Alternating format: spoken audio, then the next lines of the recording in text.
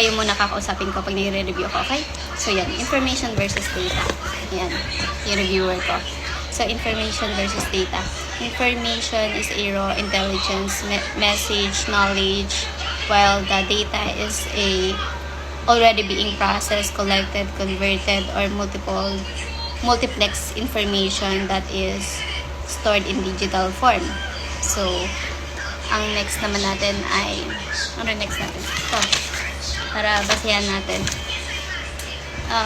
Yung classification of network protocol. So, yung mga i-differentiate ko lang siya. So, current, legacy, and legendary. Current is a modern and sophisticated classification of network protocol, while the legacy is old but still in use. While on the other hand, legendary is a old and no longer in use. So, ang next naman natin is connection-oriented versus connectionless. So, connection-oriented is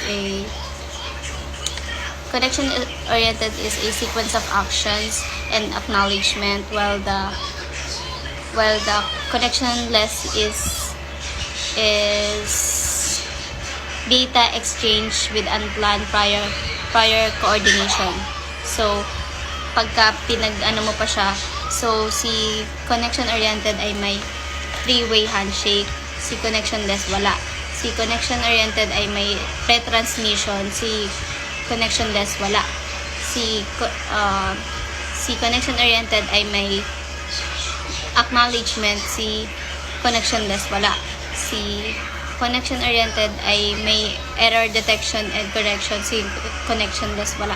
So, meron din siyang slower speed si connection-oriented, faster naman si connectionless. Tapos, time-consuming si connection-oriented, tapos si connectionless ay hindi. Tapos, example niya, mga websites and emails sa connection-oriented. Pero sa connectionless, mga live streaming and online games. So, yun. Ang dami pa siya, pero sobrang ano na.